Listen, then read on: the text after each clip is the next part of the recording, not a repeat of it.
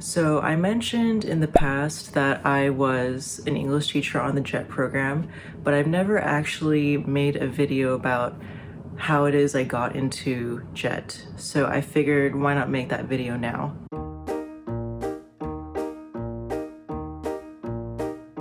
It took 2 times being an alternative for JET, and I ended up replacing a girl who was only there for 2 days. So for the first time I applied to JET, we have to go back to 2013. This was me as a senior in college. By then I had already discovered the JET program. Prior to my senior year, I had already taken a certification course to teach English as a foreign language at my university. So I knew going into senior year that JET program was like my primary goal. And as you can imagine, being 20, barely 21 at the time, and still being very much like the sheltered Asian daughter and the Asian kid in California, where like back then, like Asian representation in media was getting better, but it wasn't as good as it is now. Throughout my childhood, ever since I discovered anime, like it has been kind of one of those big pillars of my life. It's the type of media that I consume the most often. I think it's because, at least through anime, I kind of knew conceptually like these characters are Asian or like vaguely Asian, Japanese. So like as an Asian kid, that meant a lot to me because there just weren't enough like live action actors and actresses in Hollywood to fill that void that I had. So as like a barely 21-year-old in 4th year of college, like I was still very much a weeb, unironically a weeb. I actually still have that first statement of purpose that I submitted to JET. When was this? I haven't read this in 10 years. Oh my gosh. I'm currently a 4th year studio art undergraduate at the University of California, Irvine. My interest in Japan began in 6th grade when I discovered manga. What struck me as most interesting was that English adaptations of manga retained the right to left reading orientation of Japanese. Oh my gosh, like I already mentioned manga in the second sentence. And I went like super nerdy being like, oh, the adaptations are right to left. I don't think I had anyone proofread this. I think this was all just me. Trust me, it's not worth reading out loud, but you can imagine that I was very much leaning into the like, I can't not talk about anime and manga because it was such a big deal to me. But as cringeworthy as that was, it was enough to get an interview. Yay! The interview for me was at the LA consulate, embassy, consulate. It was in LA. And I mean, living at the dorms at UC Irvine at the time made it rather convenient to get there because then my friend just drove me there. I don't know if things have changed since I was in JET, but the interview is a 3 versus 1 style interview. It's you being interviewed by a panel of 3 people. It's usually a former JET. There is like a consulate, like a Japan consulate board member, I think. Then the 3rd person is an actual like Japanese person who I think probably works for the Ministry of Education and is there on site to help choose the potential JETs. So everything was going all right. I wore what I thought at the time was reasonable business formal attire. Yeah, I wasn't very like fashion savvy at the time, so it was very much like these are black slacks, there's a black blazer from TJ Maxx, I'm just gonna wear it. I made a huge mistake in the first 30 seconds, I think. Things were going just fine with introductions, we were speaking English, and me and my weeb ass, the moment the Japanese person, who was like a guy, or it was like a guy, this Japanese guy talked to me in English, I responded to him in Japanese. He took that as very odd, and he said to me, I'm speaking English to you, but you reply in Japanese.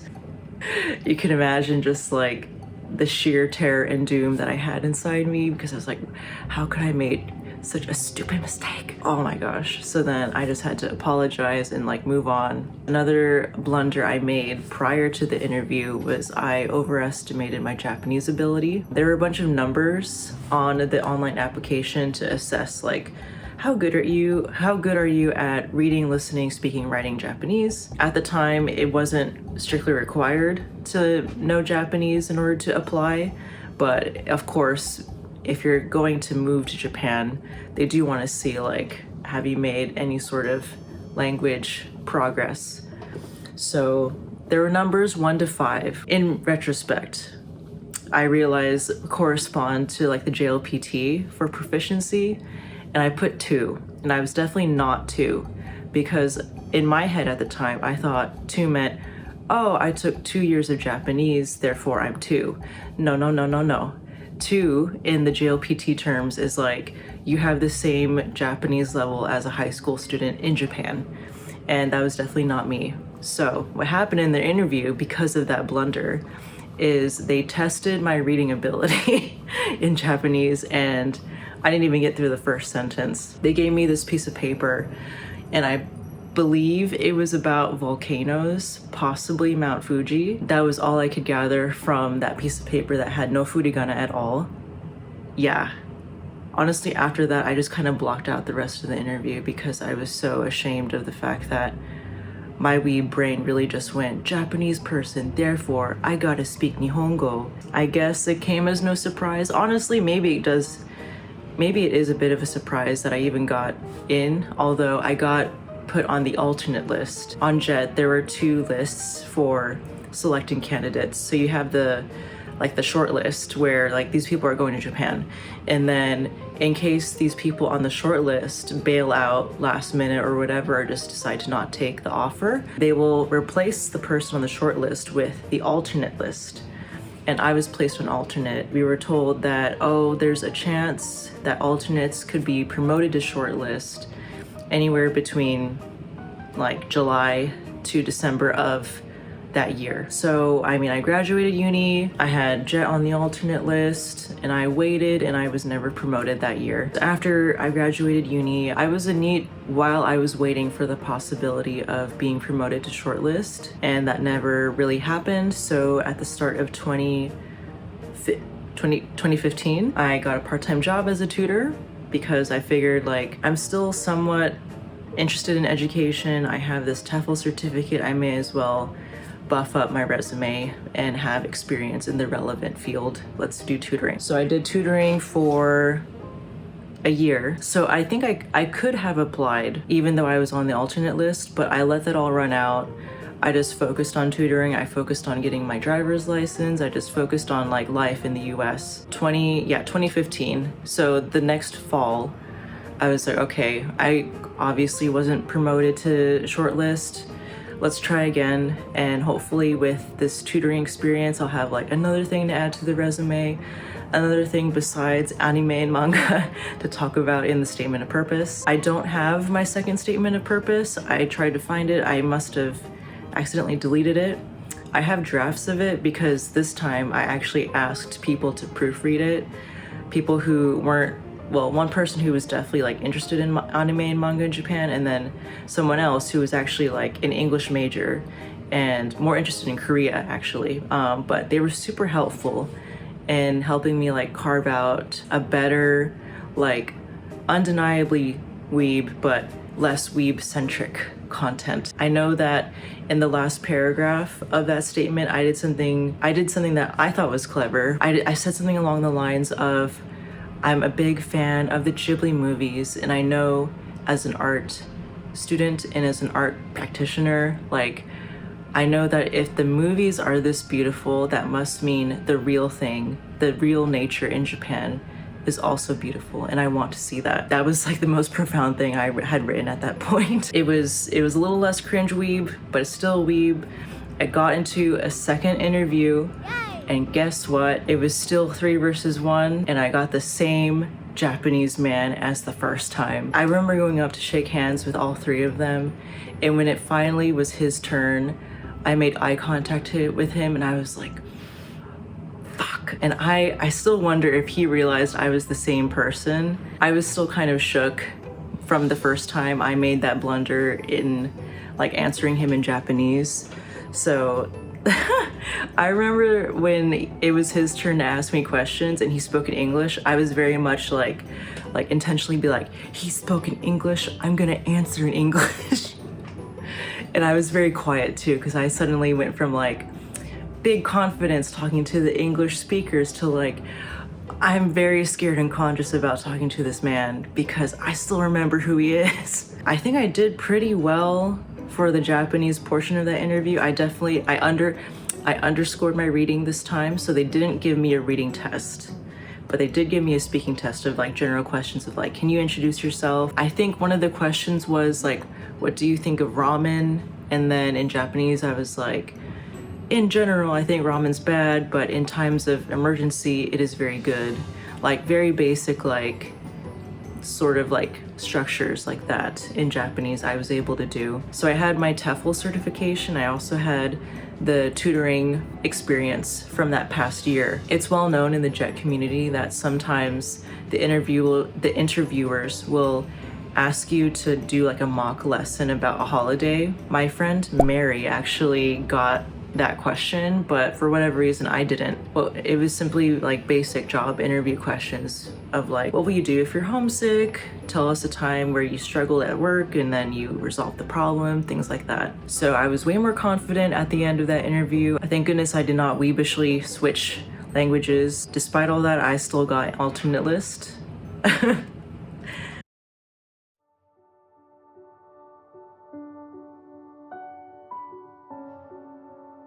So this time around, right, after reflecting on the first time I was alternate, I was like, I have to confront the very real possibility that this time around I still won't be upgraded to shortlist. And I was basically ready to give up going to Japan. I was getting very restless living at home, and I just knew that like with the dynamic I had with my parents, like I just kind of felt like I just really want my own space. I want my own time to like become my own self, but I don't have the money for it. I don't have the job. I don't have the career for it. Instead of focusing on this pipe dream to go to Japan, I thought maybe let's just set this dream on the shelf for a while and focus on a career. I signed up for nursing classes at the local community college. I had enough money from my job to pay tuition by myself, getting ready and getting familiar with the commute that I'd have to take. I was mentally preparing myself to do 3 to 4 years of nursing to get a job that I still wasn't sure I would like, but I knew would give me like the reliable source of money to do what I want to do and ultimately get to Japan that way. But a week after paying for tuition, I dropped out because I got a call from the consulate in LA. It was a random call from one of the 2 Tiffany's, because there were 2 Tiffany's that everyone knew. She was like, hey, I noticed that you're on the alternate list. We do have an opening. Are you still interested in joining the JET program? By this time, I had already given up on Japan. I was not expecting this call. So I told her like, can you give me some time to think about it? And she was like, oh, okay, well, we do need an answer as soon as possible. So please try to think about it thoroughly and get back to me as soon as you can, okay? Okay. And then I told my dad, and he was like, well, you've always wanted to go, so why not just go? I remember me at the time, I was like, oh, maybe I'll go for a year. Because I knew in my head, like, JET's temporary, like you're only gonna be able to go like a maximum of 5 years. That's not really a career. Yeah, I ended up going, and I'm really glad I did. I had gotten this call in early August, and when I called back Tiffany to say like, yeah, I'll take it, she was like, okay, we need your paperwork within like the next week. It was a very urgent replacement, which I found out much later. I arrived at the end of September. Everyone at my school and also the other JETs in Aomori were very, very welcoming of me. And I thought like, wow, everyone's so nice. Well, yes, they are nice, but also because of the circumstances prior to me, AKA the person I replaced, I think they were very much trying to ensure that this one needs to stay. I never met that girl that I replaced, I ended up being contacted with technically her predecessor, who was actually there for like multiple years. I only really heard like rumors and legends of the 2-day girl. And she was called the 2-day girl because apparently she really liked Tokyo. This was back pre-COVID, right? So when you come into JET, you spend like at least 2 days, I think, at Tokyo orientation to learn about the basics of living in Japan and working in Japan.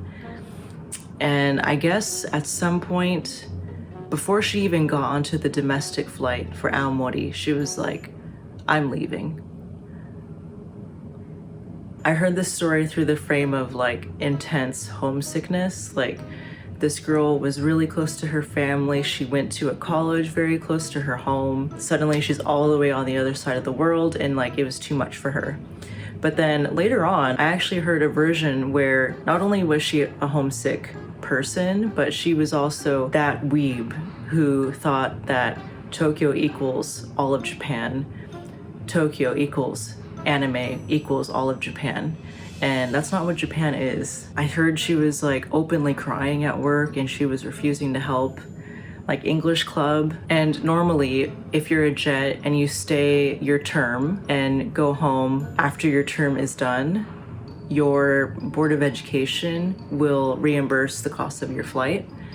But of course, in her case, because she left in what I believe was literally 2 days, her parents had to pay for her flight back home. So that's the story of how the 2-day girl was replaced by the 6-year girl. 6 years because COVID caused exceptions to be made, and I got to stay that 6th year because the whole country shut down.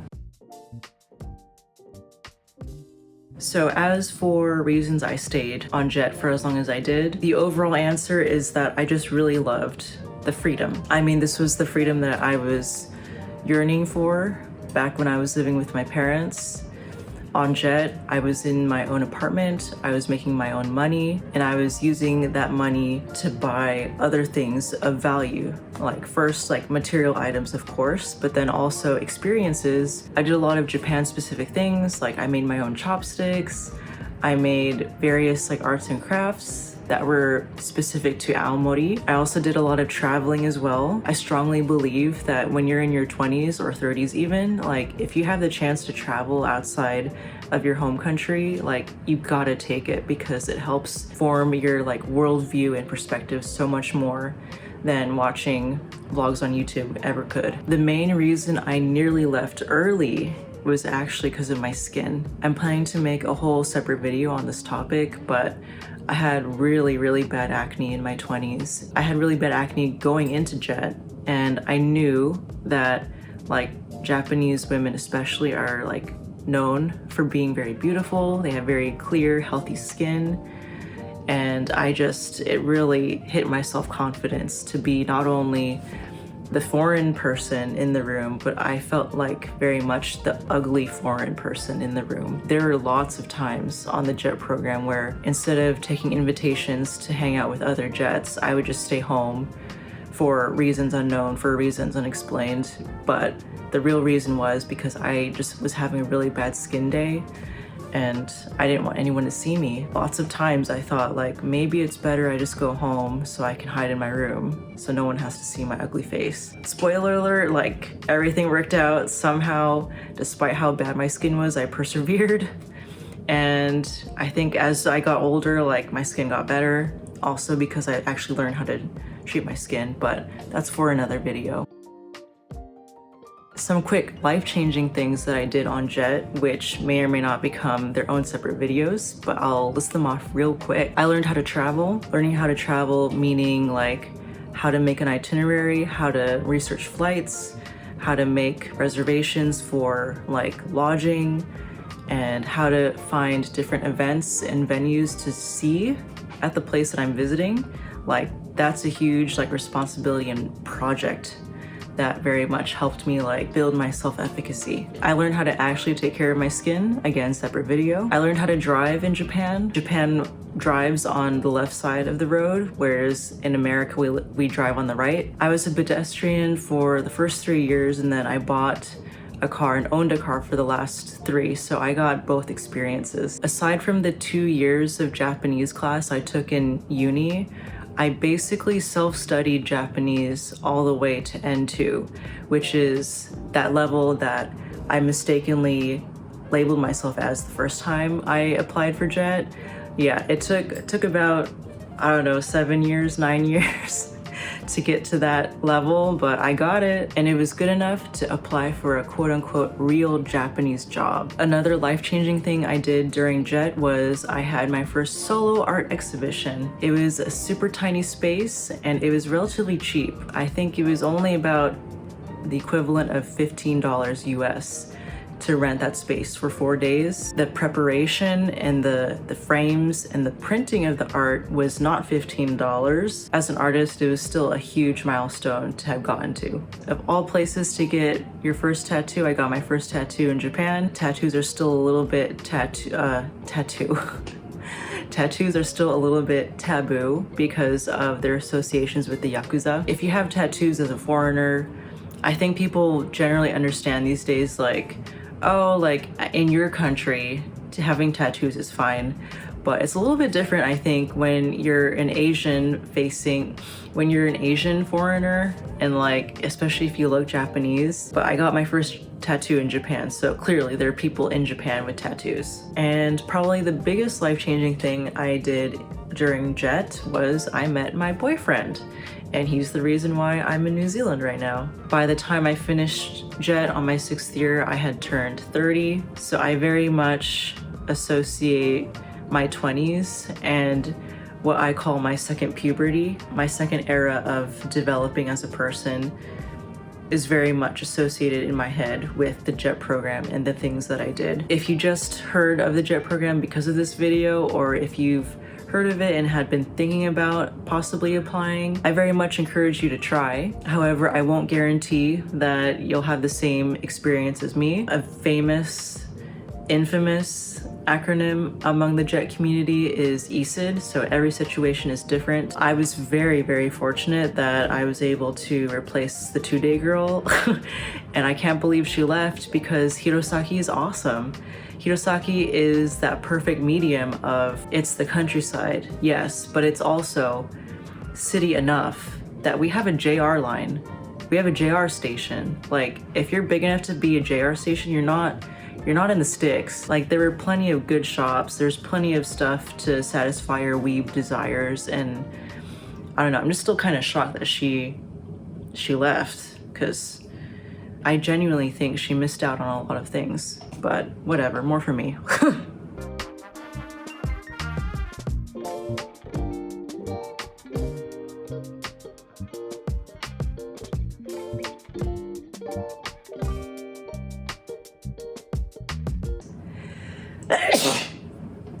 It's still kind of, it can still be kind of odd